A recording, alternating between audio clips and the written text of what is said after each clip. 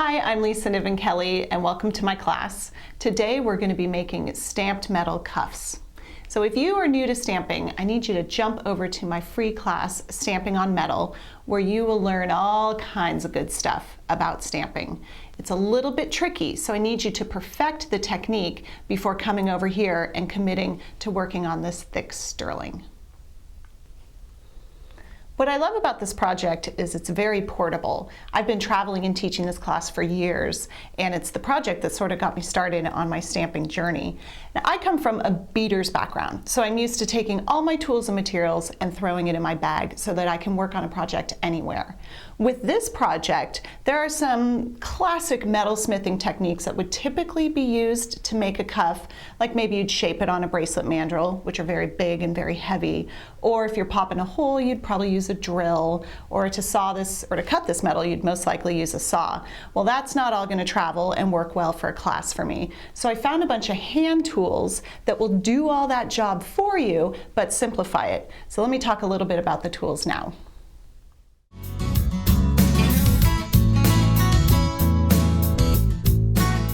Here's some of the tools we're going to be using today. I've got a letter set.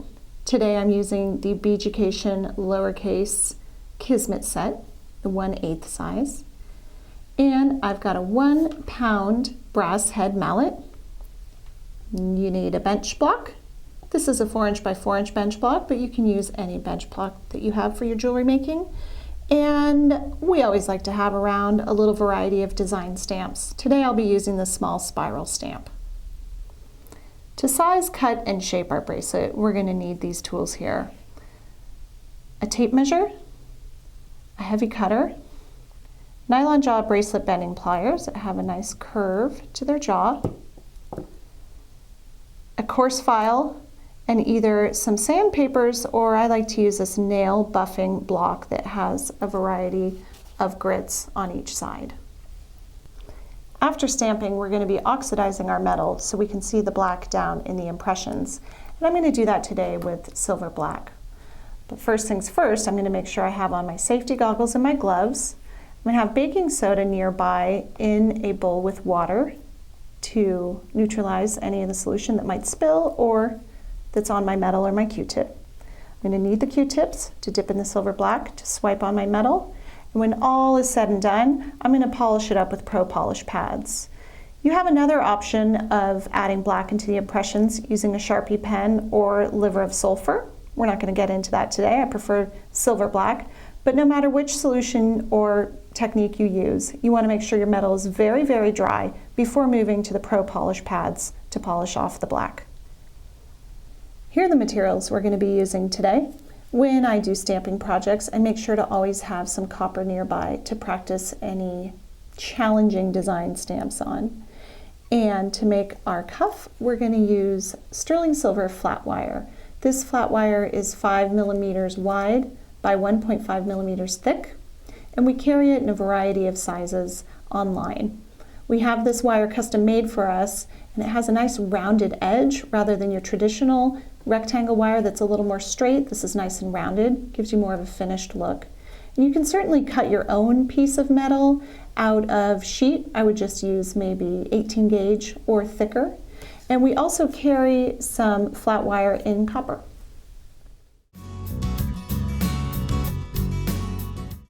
First things first, we need to measure your wrist to decide how long to cut your wire before stamping it. So I have a flexible tape measure here, and I am going to measure my wrist loosely. Actually, not too loose. You want it to measure kind of exactly your wrist. So not too loose, not too tight. And you can see there that my wrist is exactly 6 inches. The rule of thumb for sizing these bracelets is you want to take the exact measurement of your wrist, subtract 1/2 inch, and that's how long you want to cut your wire. Before we cut this wire to size, and especially before we stamp on it, we need to make sure it's very straight. So if it comes to you in a slight curve, let's straighten it out. To do that, I just use my hands. Hopefully your wire is soft enough to just sort of bend in the opposite direction. I don't really want to hammer it to straighten it because I don't want to harden it. So I'm just going to bend softly with my thumbs to get it a little more straight. Let's work a little bit on that right there. That's better. Okay, so now we're going to bring in the tape measure, and remember I needed to cut it at 5.5. So I'm going to get my pen and mark that.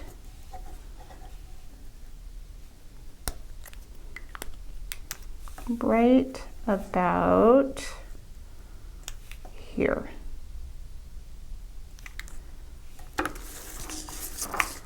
Now for cutting this large wire, you can use a big strong cutter, or you can saw it if you don't have this cutter. I really like this cutter because it is big and strong. Now when cutting with this big cutter, I want to make sure that I cut back on the blades, back towards here, because that's the strongest part of my cutter. It's the first part to close, so I don't have to squeeze really, really hard with my hand. I'll use the strength of the cutters. But notice too, when I cut it, there's a little gap there, so you don't want to have your metal be that far back, otherwise you won't be on the blades. So I'm just going to place it right here on the blades, and I want to get my cutter nice and straight, so I'm giving it a straight cut. Now, when holding it with my hand, I want to move my hand back on the cutter. Use the leverage of the cutter. Don't hold your hand up here. It's going to be too hard. So move it back. Get right on the line and cut. So now I've got my 5.5 inches.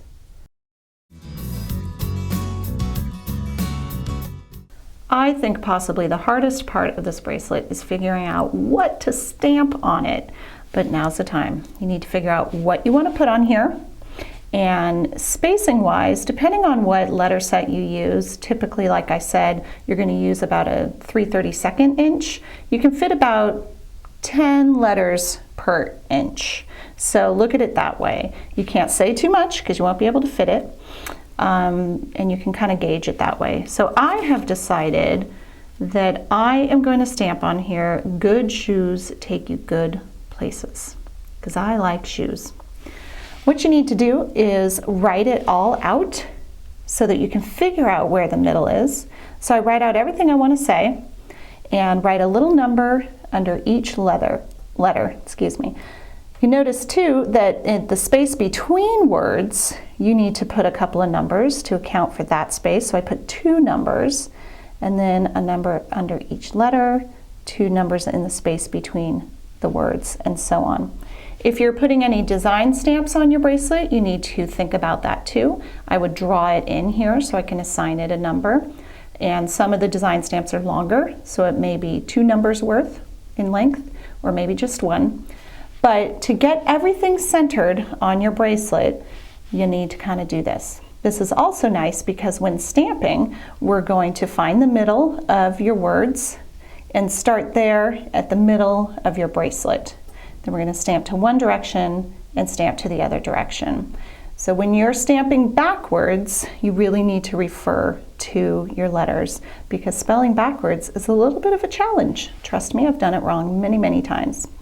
So with this in mind, the middle of my words is right in between these 2 words. To figure out the middle of my bracelet, I'm going to bring my measuring tape back in. And remember, I cut this at 5.5.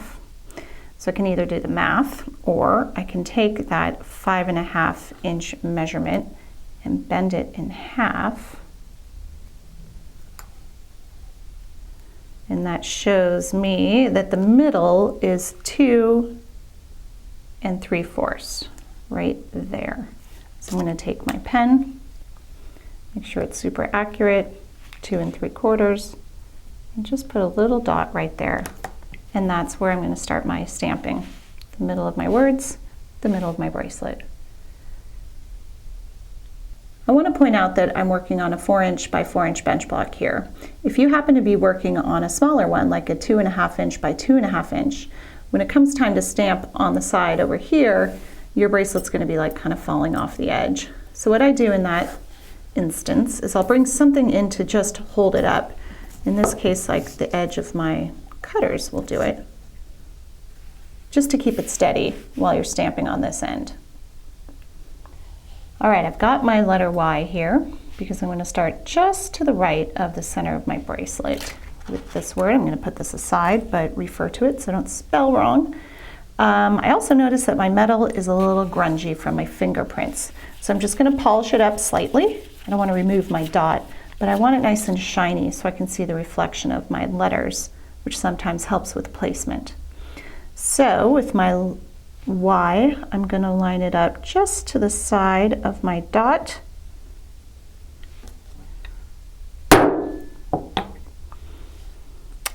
And now a O.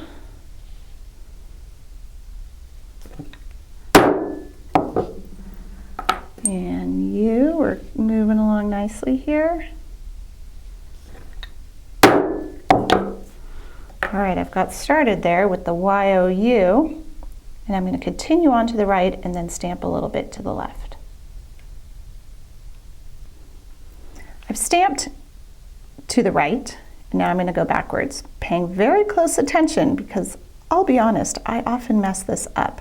So I'm doing the word take. I'm spelling it backwards. Here I have my E, line it up. I need my K, and I'm using those nice Beaducation Original stamps that are easy to line up, and I can stamp with just one good whack.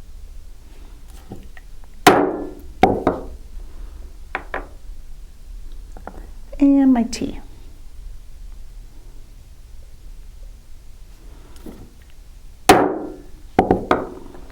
And I'll continue on. All right, I've got all my words successfully stamped on there, and it's pretty straight thanks to those Beaducation Original letters. Helps with the placing. But if your letters are not straight or perfectly spaced, do not worry about it. You don't want perfection. That's just too boring. This is handmade. So I've also decided I want to put a little design stamp at either end here, and I've chosen the tiny spiral. But again, with any time that I use a design stamp, I practice first. They're a little trickier, and I just want to make sure that I can succeed with this stamp. So, looks good. I'm feeling confident. You can't really see it on camera there, but it came out nice. So I'm going to come and put a little spiral on this end.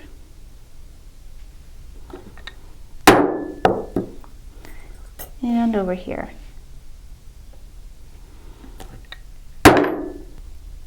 Okay, so now we're ready to oxidize and get some black down in these impressions.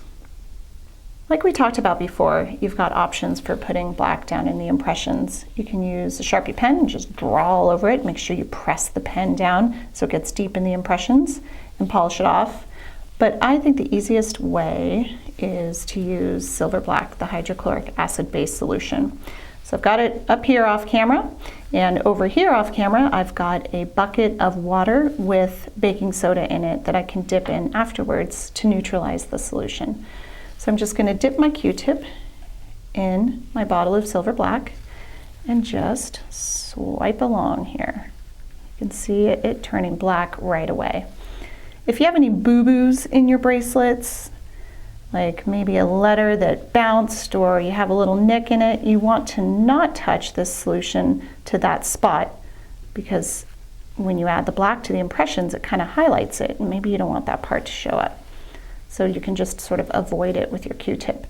So now it's all nice and dark. I'm going to put this in my baking soda to neutralize it. I'm going to also put this bracelet in my water with baking soda to neutralize it, then head to the sink and give it a good rinsing. Now we're ready to polish this bad boy up. We're going to remove the black from the surface, and it's going to leave it down in the grooves. I like to oxidize and polish at this point because it's nice and straight and it's easy to polish, but you could do the oxidizing and the polishing after it's shaped. That's not a big deal. So what I'm doing here is I've got my Pro Polish pad and I'm just sort of wrapping it around, giving it a little hug here and swiping up and down. And you don't need to be gentle. Don't come in and give it nice little gentle swipes. Kind of squeeze hard and get that off the surface. It won't pull the black out of the grooves, so don't worry about that. Let's see how it's looking here. That looks pretty good, but what I want to show you, a lot of people stop at this point And you see that little like cloud above the U? That shows you that you have a little more polishing to do. There's also a little bit in the inside of that G. So let's keep going.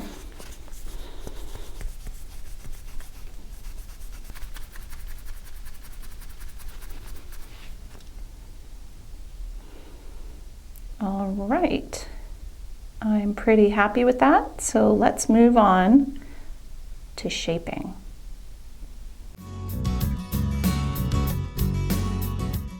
Before shaping this into our nice cuff bracelet shape, let's first trim these edges and turn this very sharp end into a nice rounded end.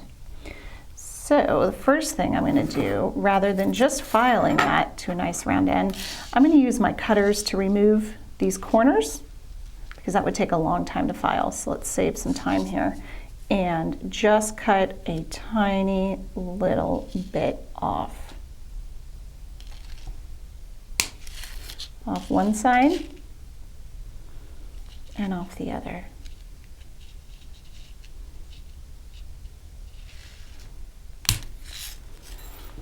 So now with those removed, I have less work to do with my file. I'm going to come in and now smooth that out. Remember with the file, you want to file in one direction, and the way I remember it is I use the tip of my metal, I put it to the tip of my file, and there's nowhere else to go except this direction. It's not like filing your nails. If you go like this, you're going to just dull your file. So just one direction. Another thing too is I try to hold my metal up really high so that if my file slips, I don't scratch it. Notice the movement of my file. I'm sort of letting it create the roundness there.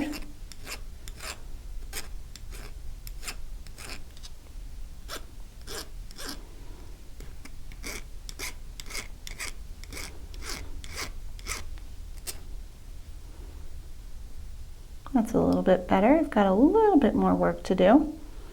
So let's continue on.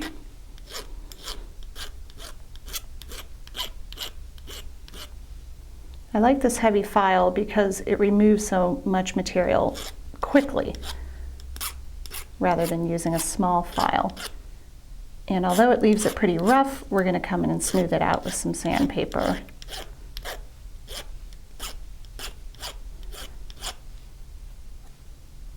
A little better. Now I'm going to move to the other side, trim the edges, and file that to round. I'm going to use this nail buffing block to do the final polishing on the edge here. I like it because it's got these different grits of basically of sandpaper adhered to the block, and it works quite well. So first I'm going to start with the harshest one here. Just buff all around. Make sure to get under there.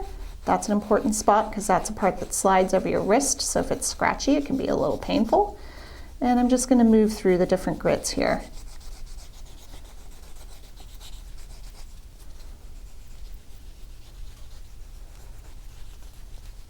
And end with the shine nail that will just basically make it nice and shiny.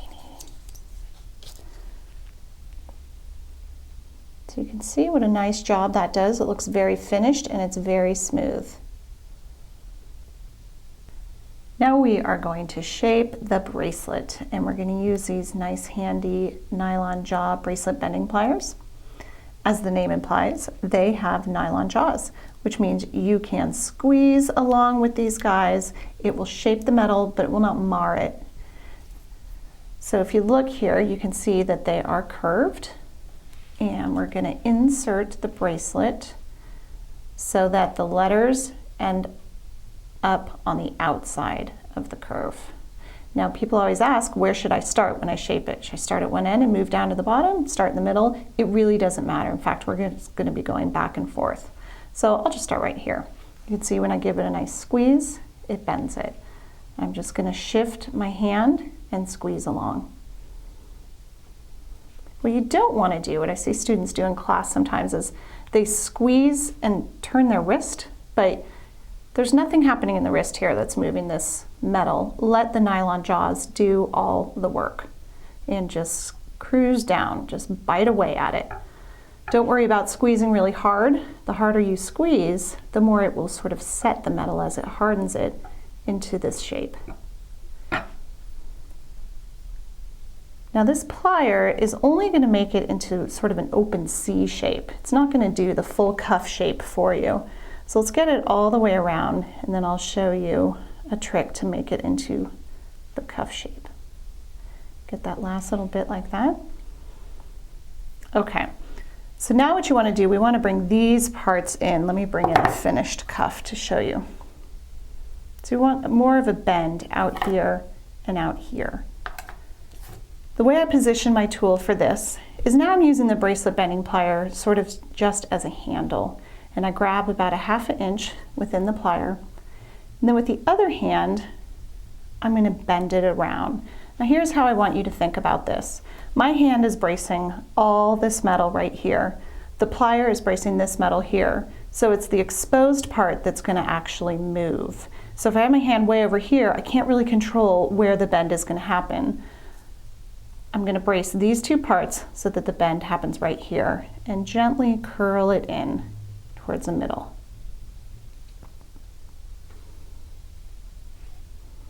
So you can see I've shifted my hand here to just leave this little part exposed because that's the bend, the spot I'm trying to create a bend right there. Let's flip it around and get that part in. And you sort of want to have these two ends pointing towards each other. So sometimes I grab a little bit less than a ½ inch, maybe a ¼ inch, and really kink it in. Just that last bit right there. And the shaping takes a little bit of practice. Oftentimes people are sort of really messing with it in class to get it right. If you want to remove the pliers altogether and work with your hands, that's certainly fine. Go for it. Get it in that right position. And I'm pretty happy with that right there.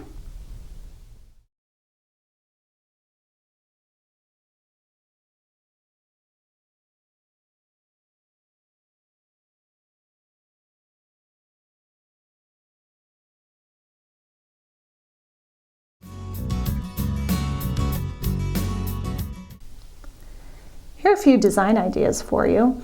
You can put a clasp on your cuff, making it more into a bangle bracelet. Here I've got a ready-made clasp that I've just attached with 2 jump rings and a couple of hand-forged wirework clasps. Just keep in mind with this that you're going to need to cut your metal a little bit differently. You're going to need to know what you want the end result bracelet to measure. You need to know how much your clasp is going to measure, and then do the math backwards from there. And these are some examples of just a couple where I've popped some holes in and wrapped some beads on top, and just done some crazy wire wrapping directly on the top of the cuff.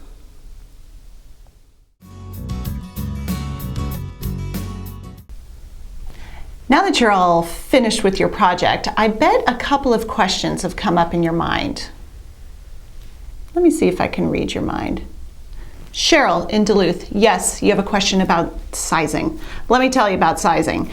So, like I said, you want to measure your wrist, take away a ½ inch, and that seems to fit almost all the wrists that I've ever seen in class. So it's a nice general sizing. But what's nice about a cuff bracelet is that if you need it a little bit bigger, you can stretch it out, or a little bit smaller, you can shrink it in. So like I showed you, I cut my bracelets at 5½ inches, but I do have one bracelet that's 6 inches, and after I slide it on, I just pinch it in a little bit, and it fits fine. It's just a little more movement on my wrist, which doesn't bother me.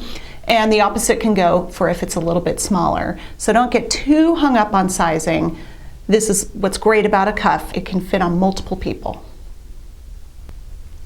Another question you may have is what size letter to use. We talk about that a little bit in the class, but I want to point out you want to make sure the letters that you use don't perfectly fit on the width of your bracelet.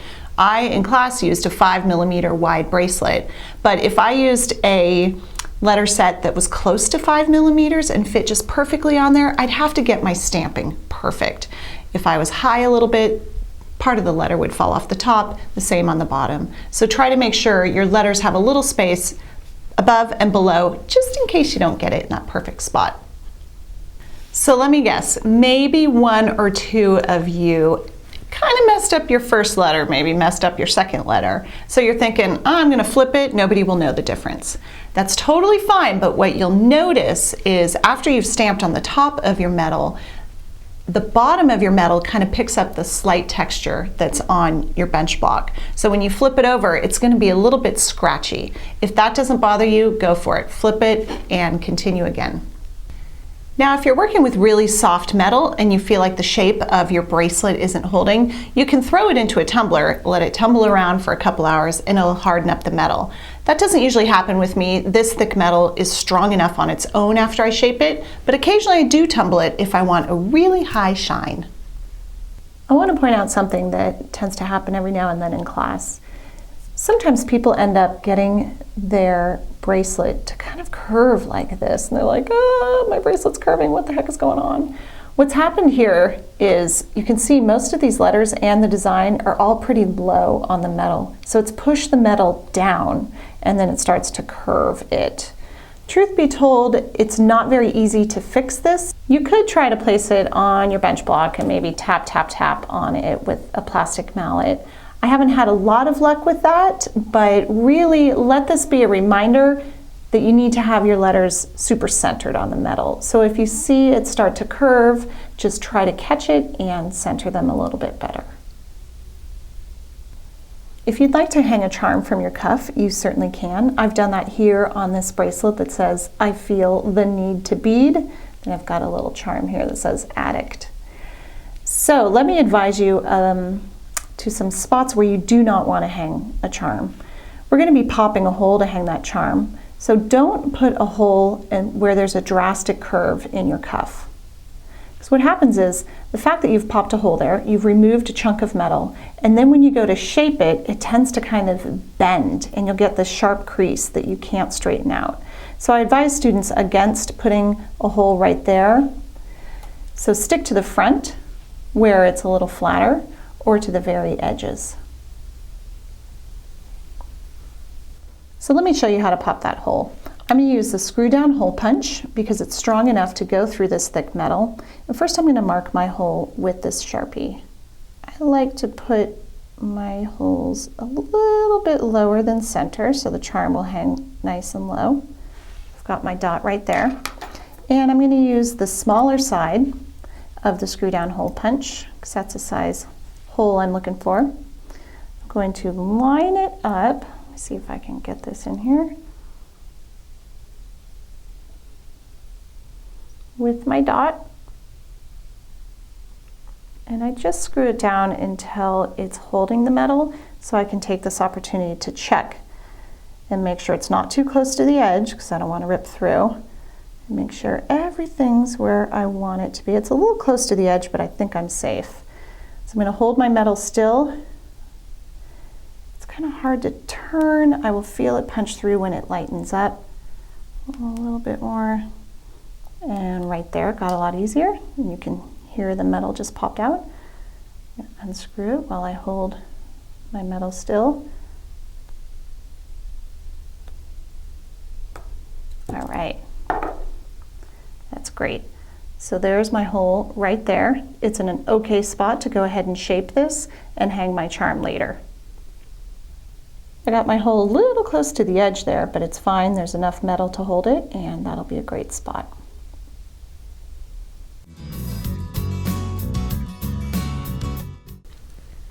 So that's it. I hope you have enjoyed this class. This continues to be my favorite stamping project. As you can see, I've made a bunch of them.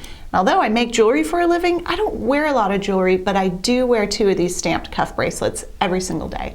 I hope you enjoyed the class, and I hope to see you again in another class.